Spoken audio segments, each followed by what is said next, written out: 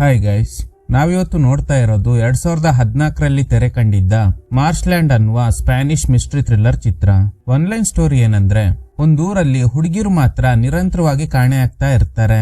ಅವ್ರನ್ನ ಯಾರಾದ್ರೂ ಕಿಡ್ನಾಪ್ ಮಾಡ್ತಾ ಇದ್ದಾರಾ ಅಥವಾ ಅವರೇ ಊರ್ ಬಿಟ್ಟು ಹೋಗ್ತಾ ಇದ್ದಾರಾ ಅನ್ನೋ ಪ್ರಶ್ನೆಗೆ ಯಾರ ಹತ್ರನೂ ಉತ್ತರ ಇಲ್ಲ. ಈ ಕೇಸ್ ನ ಇಬ್ರು ಡಿಟೆಕ್ಟಿವ್ಸ್ ಎಂಕ್ವೈರಿ ಮಾಡೋದಕ್ ಶುರು ಮಾಡ್ತಾರೆ. ಕ್ಲೈಮ್ಯಾಕ್ಸ್ ನಲ್ಲಿ ಒಂದು ಶಾಕಿಂಗ್ ಟ್ವಿಸ್ಟ್ ಕೂಡ ಇದೆ. ಮೂವಿ ಸ್ಟಾರ್ಟಿಂಗ್ ನಲ್ಲಿ ಒಂದು ಹಳ್ಳಿನ ತೋರಿಸ್ತಾರೆ. ಅದೇ ಹಳ್ಳಿಗೆ ಇಬ್ರು ಡಿಟೆಕ್ಟಿವ್ಸ್ ಬಂದಿದ್ದಾರೆ. ಸೀನಿಯರ್ ಹೆಸರು ಜೇನ್, ಜೂನಿಯರ್ ಪೆಡ್ರೋ. ಒಂದು ಕೇಸ್ ಎಂಕ್ವೈರಿ ಮಾಡಕ್ ಬಂದಿದ್ದಾರೆ. ಲೋಕಲ್ ಪೊಲೀಸ್ ಈ ಕೇಸ್ ಬಗ್ಗೆ ಹೇಳ್ತಾರೆ. ಕತೆ ನಡೀತಾ ಇರೋದು 1980 ಸೆಪ್ಟೆಂಬರ್ 20. 3 ದಿನಗಳ ಹಿಂದೆ ಅಂದ್ರೆ ಸೆಪ್ಟೆಂಬರ್ 17 ಅಕ್ಕ ತಂಗಿ ಇಬ್ರು ಕಾಣೆಯಾಗಿದ್ದಾರೆ. ಆಕ್ಚುಲಿ ಅವರಿಬ್ರು ಟ್ವಿನ್ಸ್. ಕಾಣೆ ಆಗಿರೋ ದಿನ ಯಾವ್ದೋ ವೈಟ್ ಕಲರ್ ನ ಕಾರ್ ನಲ್ಲಿ ಹತ್ಕೊಂಡು ಹೋಗಿರೋದ್ನ ಒಬ್ರು ಲೇಡಿ ನೋಡಿದ್ದಾರೆ. ಆ ಕಾರ್ ಮಾಡೆಲ್ ಬಗ್ಗೆನೂ ಹೇಳ್ತಾರೆ. ನೆಕ್ಸ್ಟ್ ಡೇ ಆ ಟ್ವಿನ್ಸ್ ಮನೆಗೆ ಹೋಗಿ ಅವರಿಬ್ರು ಇರ್ತಿದ್ದ ರೂಮ್ ನ ಚೆಕ್ ಮಾಡಿದಾಗ ಕಾಸ್ಮೆಟಿಕ್ಸ್ ಜೊತೆಗೆ ಜಾಬ್ ಆಫರ್ ಗೆ ರಿಲೇಟ್ ಆಗಿರೋ ಭಿತ್ತಿ ಪತ್ರ ಸಿಗುತ್ತೆ. ಪೇರೆಂಟ್ಸ್ ಹತ್ರ ಕೆಲವೊಂದು ಪ್ರಶ್ನೆಗಳನ್ನ ಕೇಳ್ತಾರೆ. ಮಕ್ಕಳ ಜೊತೆಲಿ ಏನಾದ್ರೂ ಗಲಾಟೆ ಮಾಡಿದ್ರ ಅಥವಾ ಅವರೇ ಊರ್ ಬಿಟ್ಟು ಹೋಗ್ಬಿಟ್ರ, ಅವರಿಬ್ರಿಗೆ ಬಾಯ್ ಫ್ರೆಂಡ್ಸ್ ಯಾರಾದ್ರೂ ಇದ್ದಾರಾ ಅಂತ. ಪೇರೆಂಟ್ಸ್ ಹೇಳ್ತಿರೋ ಪ್ರಕಾರ ಆತರ ಏನು ಇಲ್ಲ.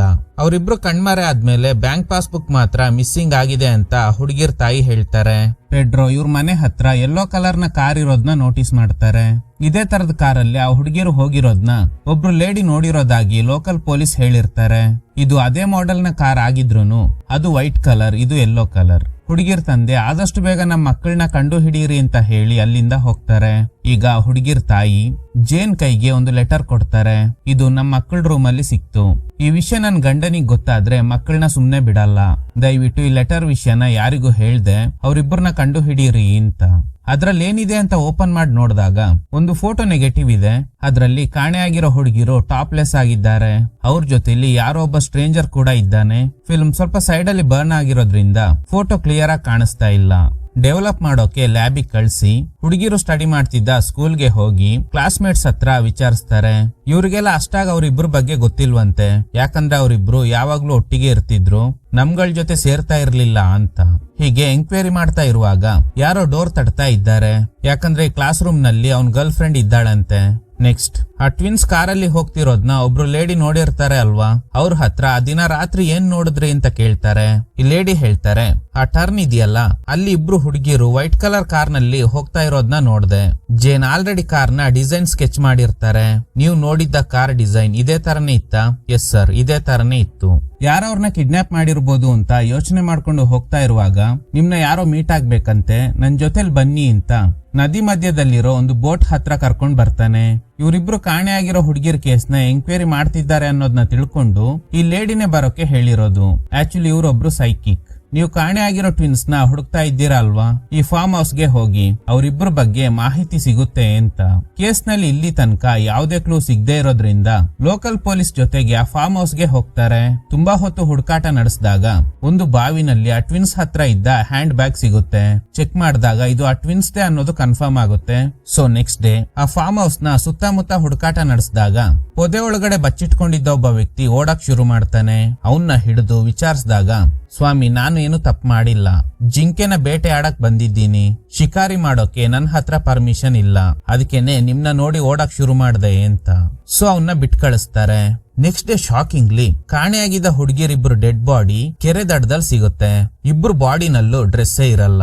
ವಜೈನ ಸೇರಿದಂತೆ ದೇಹದ ಬೇರೆ ಬೇರೆ ಭಾಗಗಳಲ್ಲಿ ಬ್ಲೀಡಿಂಗ್ ಆಗಿದೆ. ಸೊ ಇವರಿಬ್ಬರನ್ನ ಬ್ರೂಟಲ್ ಆಗಿ ಅಬ್ಯೂಸ್ ಮಾಡಿ ಕೊಲೆ ಮಾಡಿದ್ದಾರೆ ಅನ್ನೋದು ಗೊತ್ತಾಗುತ್ತೆ. ಅಷ್ಟೇ ಅಲ್ಲದೆ ಲೆಫ್ಟ್ ಹ್ಯಾಂಡ್ ಅಲ್ಲಿದ್ದ ಬೆರಳುಗಳೆಲ್ಲ ಕಟ್ಟಾಗಿದೆ. ಇದನ್ನ ನೋಡಿ ಡಿಟೆಕ್ಟಿವ್ಸ್ ಗೆ ತುಂಬಾನೇ ಗಾಬರಿ ಆಗುತ್ತೆ. ಅದೇ ಸಮಯ ಸ್ಪಾಟಿಗೆ ಬಂದ ರಿಪೋರ್ಟರ್ ಆ ಹುಡುಗಿರ್ ಬಾಡೀಸ್ ನ ಫೋಟೋ ತೆಗೆಯೋದಕ್ಕೆ ನೋಡಿದಾಗ ಜೇನ್ ಅವ್ರನ್ನ ತಡೀತಾರೆ. ನಮ್ಗೆ ಇನ್ಫಾರ್ಮೇಶನ್ ಸಿಕ್ಕಿದ್ದೆ ಈಗ, ಅಷ್ಟ್ರೊಳಗಡೆ ನಿನ್ಗೆ ಯಾರು ಇನ್ಫಾರ್ಮ್ ಮಾಡಿದ್ದು, ಫೋಟೋ ಎಲ್ಲ ತೆಗಿಬೇಡ ಅಂತ ವಾರ್ನ್ ಮಾಡಿ ಕಳಿಸ್ತಾರೆ. ಸೊ ಈಗ ಕಿಲ್ಲರ್ ನ ಕಂಡು ಹಿಡಿಬೇಕು. ಸದ್ಯಕ್ಕೆ ಒಂದೇ ಒಂದು ಸಣ್ಣ ಕ್ಲೂ ಕೂಡ ಸಿಕ್ಕಿಲ್ಲ. ಪೇರೆಂಟ್ಸ್ ಗೆ ಹುಡುಗಿರ್ ಸತ್ತೋಗಿರೋ ವಿಷಯನ ಹೇಳಿದಾಗ ಅವ್ರಿಗೆ ತುಂಬಾನೇ ಹರ್ಟ್ ಆಗುತ್ತೆ. ಅಲ್ಲಿಂದ ಹೋಟೆಲ್ಗೆ ಬಂದ ಮೇಲೆ ಇವರು ನೆಗೆಟಿವ್ ನ ಡೆವಲಪ್ ಮಾಡೋಕೆ ಕೊಟ್ಟಿದ್ರು ಅಲ್ವಾ, ಆ ಕಾಪೀಸ್ ಬಂದಿದೆ. ಫೋಟೋಸ್ ನಲ್ಲಿ ಟ್ವಿನ್ಸ್ ಟಾಪ್ಲೆಸ್ ಆಗಿ ಬೆಡ್ ಮೇಲೆ ಕೂತ್ಕೊಂಡಿದ್ದಾರೆ. ಇವರಿಬ್ಬರ ಜೊತೆಲಿ ಯಾರೋ ಒಬ್ಬ ಸ್ಟ್ರೇಂಜರ್ ಇದ್ದಾನೆ, ಆದ್ರೆ ಮುಖ ಕಾಣಿಸ್ತಾ ಇಲ್ಲ. ಅವನ್ ಕೈಯಲ್ಲಿ ಟ್ರಯಾಂಗಲ್ ಶೇಪ್ ನ ಒಂದು ಟ್ಯಾಟೂ ಇದೆ. ರಾತ್ರಿ ನಿದ್ದೆ ಮಾಡ್ತಾ ಇರುವಾಗ ಹೋಟೆಲ್ ನ ರಿಸೆಪ್ಷನಿಸ್ಟ್ ಜೋರಾಗಿ ಡೋರ್ ತಟ್ತಾ ಇದ್ದಾರೆ.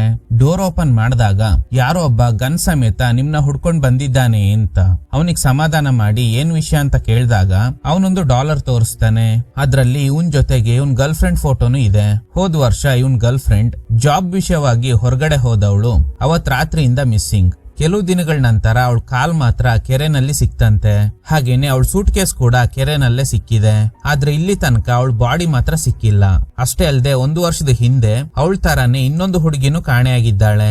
ಸೊ ಟ್ವಿನ್ಸ್ ಇಂದ ಹಿಡಿದು ಇಲ್ಲಿ ತನಕ ಕಾಣೆಯಾಗಿರೋ ಹುಡುಗಿರ್ನ ಕಿಡ್ನಾಪ್ ಮಾಡ್ತಾ ಇರೋದು ಒಂದೇ ವ್ಯಕ್ತಿ. ಆದಷ್ಟು ಬೇಗ ಅವನ್ನ ಕಂಡು ಹಿಡೀರಿ, ಇಲ್ಲ ಅಂದ್ರೆ ತುಂಬಾ ಜನ ಇನ್ನೋಸೆಂಟ್ ಹುಡುಗಿರು ಅವನ್ ಬೇಟೆಗೆ ಬಲಿಯಾಗ್ತಾರೆ ಅಂತ. ನೆಕ್ಸ್ಟ್ ಡಿಟೆಕ್ಟಿವ್ಸ್ ರಾತ್ರಿ ಒಬ್ಬ ತನ್ನ ಗರ್ಲ್ ಫ್ರೆಂಡ್ ಕಾಣೆಯಾಗಿದ್ದಾಳೆ ಅಂತ ಹೇಳಿದ್ದ ಅಲ್ವಾ, ಆ ಕೇಸ್ ಡೀಟೇಲ್ ನ ಚೆಕ್ ಮಾಡ್ತಾರೆ. ಕೆರೆನಲ್ಲಿ ಸಿಕ್ಕಿದ್ದ ಕಾಲಿನ ಫೋಟೋ ಜೊತೆಗೆ ಟ್ವಿನ್ಸ್ ಮನೆಯಲ್ಲಿ ಹುಡುಗಿಯರಿಗೆ ಉದ್ಯೋಗಾವಕಾಶ ಇದೆ ಅಂತ ಒಂದು ಪಾಂಪ್ಲೆಟ್ ಸಿಕ್ಕಿರುತ್ತೆ ಅಲ್ವಾ, ಸೇಮ್ ಪಾಂಪ್ಲೆಟ್ ಇವಳು ಸೂಟ್ ಕೇಸ್ ನಲ್ಲೂ ಸಿಕ್ಕಿದೆ.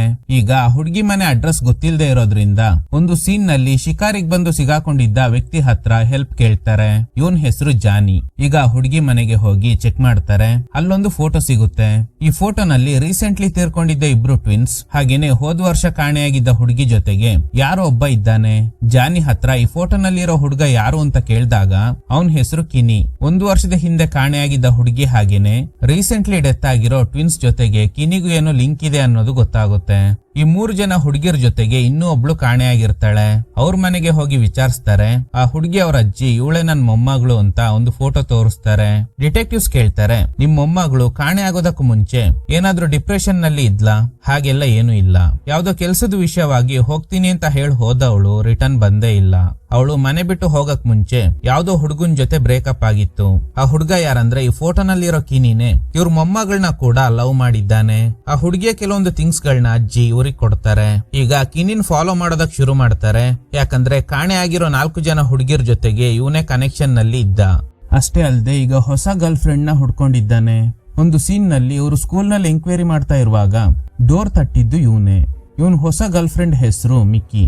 ಅವಳನ್ನ ಕರ್ಕೊಂಡು ಒಂದು ಸೀಕ್ರೆಟ್ ಪ್ಲೇಸ್ ಗೆ ಹೋಗ್ತಾನೆ. ಹಿಂದೆನೆ ಬರ್ತಾ ಇರೋ ಡಿಟೆಕ್ಟಿವ್ಸ್ ಏನ್ ಮಾಡ್ತಾನೆ ಅಂತ ಅಬ್ಸರ್ವ್ ಮಾಡ್ತಾ ಇದ್ದಾರೆ. ತುಂಬಾ ಹೊತ್ತಾದ್ರೂ ಒಳಗಡೆ ಹೋದವರು ಬರೋದೇ ಇಲ್ಲ. ಹಿಂದೆಯಿಂದ ಬಂದಿರೋ ಕಿನಿ ಡಿಟೆಕ್ಟಿವ್ಸ್ ಗೆ ಚಾಕು ತೋರಿಸಿ ಹೆದರ್ಸ್ತಾ ಇದ್ದಾನೆ. ಯಾಕೆ ನನ್ನ ಫಾಲೋ ಮಾಡ್ತಾ ಇದ್ದೀರಾ ಅಂತ. ಟ್ರಿಗರ್ ಆಗಿದ್ದ ಡಿಟೆಕ್ಟಿವ್ಸ್ ಕಿನಿಗ್ ಸರಿಯಾಗಿ ಹೊಡಿತಾರೆ. ಈಗ್ಲೇ ಇವನಿಗೆ ಗೊತ್ತಾಗುತ್ತೆ ಇವರಿಬ್ರು ಡಿಟೆಕ್ಟಿವ್ಸ್ ಅಂತ. ಕಿನಿ ಹತ್ರ ಹುಡುಗಿರ್ ಕಾಣೆ ಆಗಿರೋದ್ರ ಬಗ್ಗೆ ಕೆಲವೊಂದು ಪ್ರಶ್ನೆಗಳನ್ನ ಕೇಳ್ತಾರೆ. ಸರಿಯಾಗಿ ಆನ್ಸರ್ ಮಾಡದೆ ಇದ್ದಾಗ ಕಿನಿಗ್ ಸರಿಯಾಗಿ ಚಾರ್ಜ್ ಮಾಡ್ತಾರೆ. ನೋಡಿ ಸರ್, ಆ 4 ಜನರ ಜೊತೆ ನಾನು ಟಚ್ ಅಲ್ಲಿ ಇರ್ಲಿಲ್ಲ. ಕೊನೆಯದಾಗಿ ಕಾಣೆ ಆಗಿದ್ದ ಟ್ವಿನ್ಸ್ ಇದ್ದಾರಲ್ಲ, ಅವರಲ್ಲಿ ಒಬ್ಳು ಮಾತ್ರ ನನ್ ಗರ್ಲ್ ಫ್ರೆಂಡ್. ಟ್ವಿನ್ಸ್ ಕಾಣೆ ಆದಾಗ ನಾನು ಮಿಕ್ಕಿ ಜೊತೆಲಿದ್ದೆ ಅಂತ. ಸೊ ಈಗ ಇವನೇ ಹುಡುಗಿರ್ ಮಿಸ್ ಆಗ್ತಿರೋದ್ರ ಹಿಂದೆ ಇರೋ ಮಾಸ್ಟರ್ ಮೈಂಡ್ ಅಂತ ಪ್ರೂವ್ ಮಾಡೋಕೆ ಯಾವುದೇ ಪ್ರೂಫ್ ಇಲ್ಲ. ಅದಕ್ಕೆ ಕಳಿಸ್ಬಿಡ್ತಾರೆ. ಬರುವಾಗ ಇವನೊಂದು ಚಾಕು ತಂದಿರ್ತಾನೆ. ಅದನ್ ಕೊಡಿ ಅಂತ ಜೇನ್ ಹತ್ರ ಕೇಳ್ದಾಗ, ಬಾ ತಗೋ, ಚಾಕು ಹಿಡ್ದೆ ಅನ್ಕೋ, ಅನ್ನ ತಿನ್ನಕ್ಕೆ ಕೈ ಇರಲ್ಲ ಅಂತ. ಕಿನಿ ಅಲ್ಲಿಂದ ಹೋಗ್ತಾನೆ. ರಾತ್ರಿ ಡಿಟೆಕ್ಟಿವ್ಸ್ ಬಾರ್ಗೆ ಹೋದಾಗ ಜೇನ್ ಫುಲ್ ಟೈಟ್ ಆಗಿ ಒಂದು ಹುಡುಗಿ ಜೊತೆ 1 ನೈಟ್ ಸ್ಟ್ಯಾಂಡ್ ಗೆ ಹೋಗ್ತಾರೆ.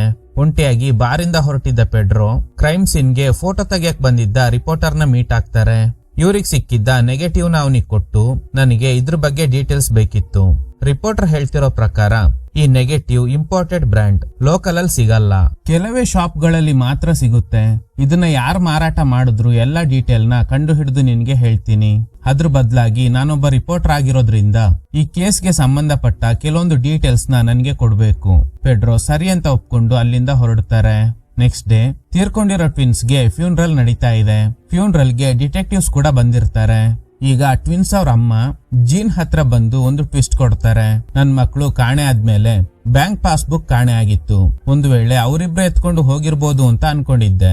ಆದ್ರೆ ಕಾಣೆ ಆಗಿದ್ದ ಪಾಸ್ಬುಕ್ ನನ್ ಗಂಡನ್ ಕಾರಲ್ಲಿ ಸಿಕ್ತು ಅಂತ. ನೆಕ್ಸ್ಟ್ ಡೇನೆ ಡಿಟೆಕ್ಟಿವ್ಸ್ ನೇರವಾಗಿ ಟ್ವಿನ್ಸ್ ಮನೆಗೆ ಹೋಗಿ ಆ ಹುಡುಗಿರ್ ತಂದೆನ ಎಂಕ್ವೈರಿ ಮಾಡ್ತಾರೆ. ಯಾಕಂದ್ರೆ ಪಾಸ್ಬುಕ್ ಕಾಣೆ ಆಗಿದೆ ಅಂತ ಟ್ವಿನ್ಸ್ ಅವ್ರ ಅಮ್ಮ ಹೇಳಿದ್ರು ಅಲ್ವಾ. ಆ ದಿನ ಇವನು ಪಕ್ಕದಲ್ಲೇ ಇದ್ರೂನು ನಾನೇ ತೆಗ್ದಿಟ್ಟಿದ್ದೀನಿ ಅಂತ ಒಂದು ಮಾತು ಕೂಡ ಹೇಳಿರಲ್ಲ. ಸೊ ಇವನ್ ಮೇಲೆ ಡೌಟ್ ಶುರುವಾಗಿದೆ. ಇವನ್ ಬಾಯ್ ಬಿಡದೆ ಇರೋದ್ರಿಂದ ಸರಿಯಾಗಿ ಚಾರ್ಜ್ ಮಾಡ್ತಾರೆ. ಈಗ ಇವನು ನಿಜ ಹೇಳಕ್ ಶುರು ಮಾಡ್ತಾನೆ. ಸರ್, ನಾನ್ ನನ್ ಮಕ್ಕಳನ್ನ ಕೊಲೆ ಮಾಡಿಲ್ಲ. 2 ತಿಂಗಳ ಹಿಂದೆ ಬೋಟ್ ಹತ್ರ ಹೋದಾಗ ಬೇರೆ ಬೋಟ್ ಅಲ್ಲಿ ನನ್ಗೆ ಕೆಲವೊಂದು ಡ್ರಗ್ಸ್ ಸಿಕ್ತು. ಅದನ್ನ ಮಾರ್ಕೆಟ್ ಅಲ್ಲಿ ಮಾರ್ದೆ. ಅದೇ ದುಡ್ಡಲ್ಲಿ ಆ ಯೆಲ್ಲೋ ಕಲರ್ ನ ಕಾರ್ ತಗೊಂಡಿದ್ದು. ಜಾಸ್ತಿ ದುಡ್ಡಿದೆ ಅಂತ ಸಿಕ್ಕಾಪಟ್ಟೆ ಖರ್ಚು ಮಾಡ್ಬಿಟ್ಟೆ. ಸೊ ಸಾಲ ಜಾಸ್ತಿ ಆಗೋಯ್ತು. ಅದಕ್ಕೇನೆ ಮಕ್ಕಳ ಪಾಸ್ಬುಕ್ ನ ತಗೊಂಡು ಆ ದುಡ್ಡಲ್ಲಿ ಸಾಲ ತೀರ್ಸ್ಬೇಕು ಅಂತ ಅನ್ಕೊಂಡಿದ್ದೆ.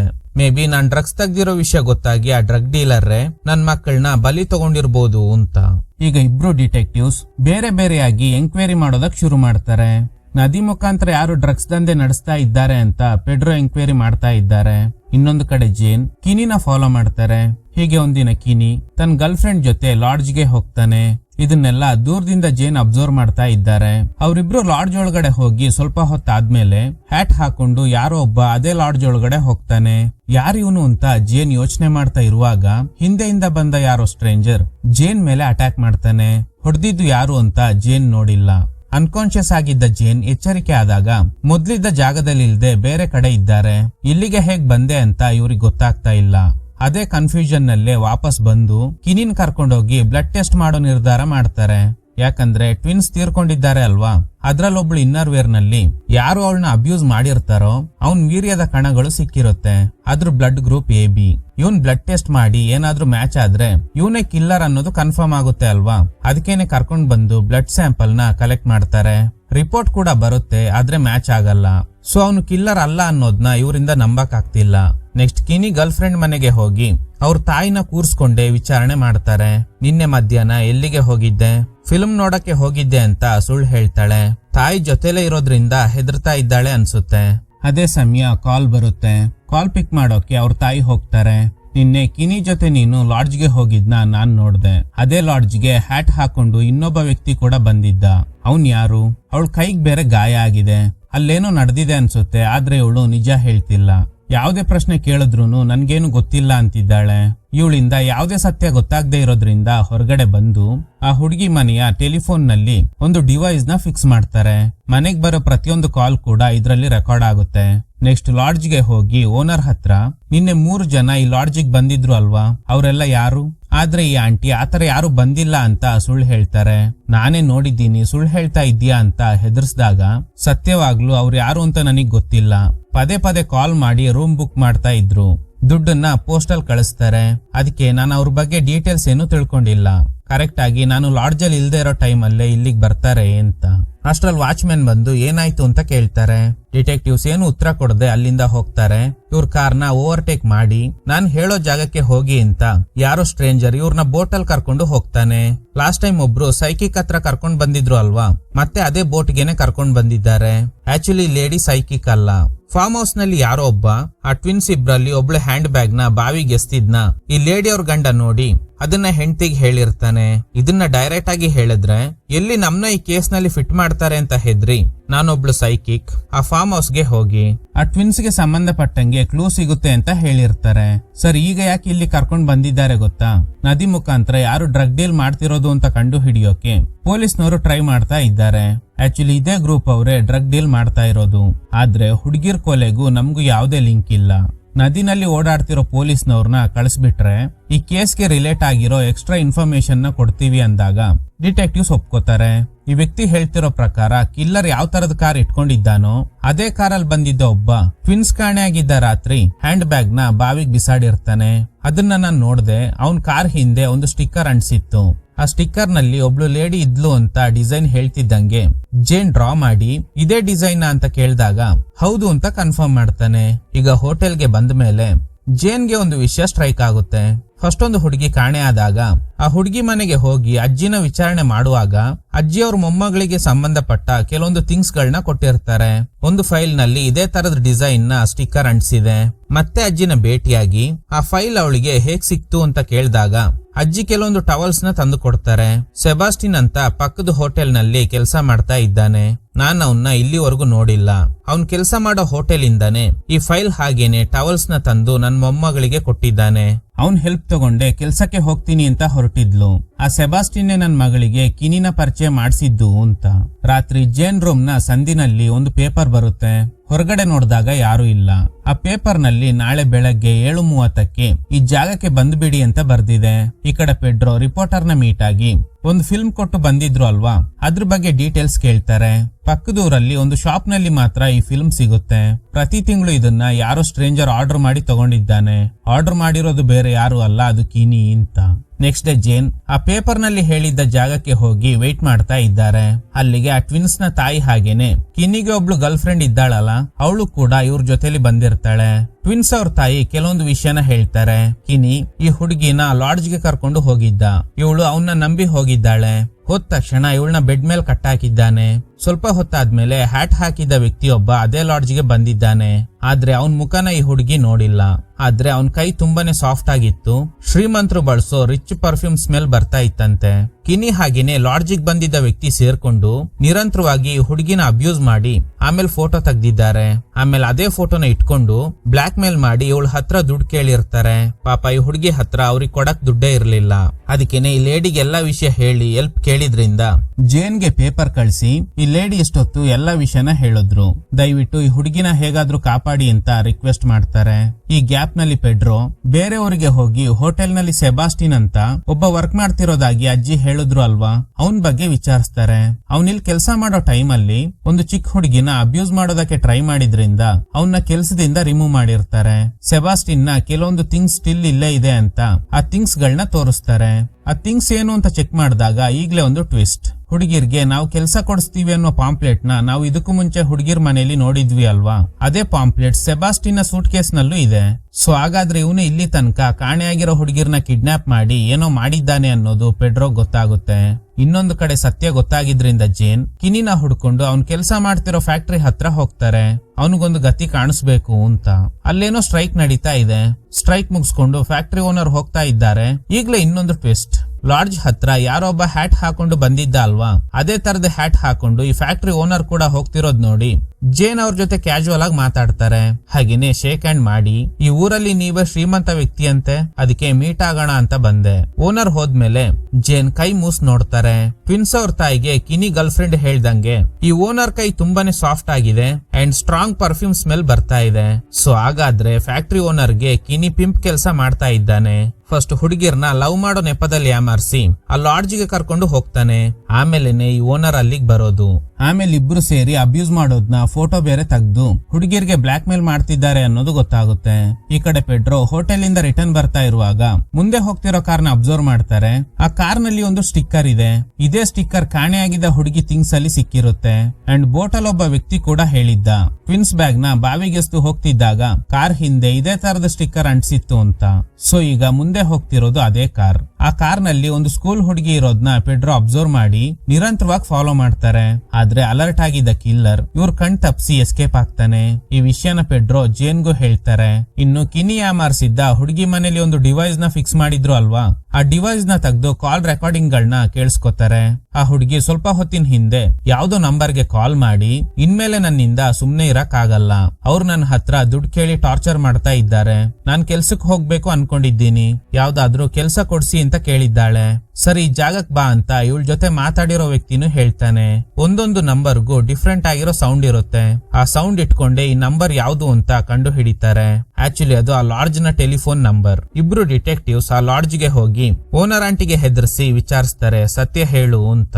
ನೋಡಿ ರೀಸೆಂಟ್ಲಿ ಟ್ವಿನ್ಸ್ ಇಬ್ರು ಸತ್ತೋದ್ರು ಅಲ್ವಾ, ಅವ್ರ ಮೇಲೆ ಬ್ರೂಟಲ್ ಆಗಿ ಅಬ್ಯೂಸ್ ಮಾಡಿ ನರಕ ತೋರಿಸಿ ಕೊಲೆ ಮಾಡಿದ್ದಾರೆ. ನೀವು ಕೂಡ ಒಂದು ಹೆಣ್ಣೆ ಅಲ್ವಾ, ನಿಮ್ಗೂ ಆ ಪೇನ್ ಏನು ಅನ್ನೋದು ಅರ್ಥ ಆಗಿರ್ಬೋದು. ಈಗ ಆಂಟಿ ಸತ್ಯ ಹೇಳಕ್ ಶುರು ಮಾಡ್ತಾರೆ. ಕಿನಿ ಪದೇ ಪದೇ ಹುಡುಗಿರ್ನ ಲಾಡ್ಜ್ಗೆ ಕರ್ಕೊಂಡ್ ಬರ್ತಾನೆ. ಅವ್ನ್ ಬಂದೆ ಕೆಲವೇ ಕ್ಷಣಗಳಲ್ಲಿ ಫ್ಯಾಕ್ಟರಿ ಓನರ್ ಕೂಡ ಬರ್ತಾರೆ. ಒಳಗಡೆ ಹುಡುಗಿರ್ಗೆ ಟಾರ್ಚರ್ ಮಾಡಿ ಫೋಟೋಸ್ ತೆಗಿತಾರೆ. ನಾನ್ ತಡೆಯೋ ಪ್ರಯತ್ನ ಮಾಡಿದಾಗ ಹೆದರ್ಸಿ ಹಣ ಕೊಟ್ಟು ನನ್ ಬಾಯಿ ಮುಚ್ಚಿಸ್ತಾ ಇದ್ರು. ಇದನ್ನೆಲ್ಲ ಅವ್ರಿಗೆ ಸೆಟ್ ಮಾಡಿ ಕೊಡೋದೆ ಈ ಲಾಡ್ಜ್ಗೆ ವಾಚ್ಮ್ಯಾನ್ ಆಗಿರೋ ಸೆಬಾಸ್ಟಿನ್ ಅಂತ ಆಂಟಿ ಒಂದು ಟ್ವಿಸ್ಟ್ ಕೊಡ್ತಾರೆ.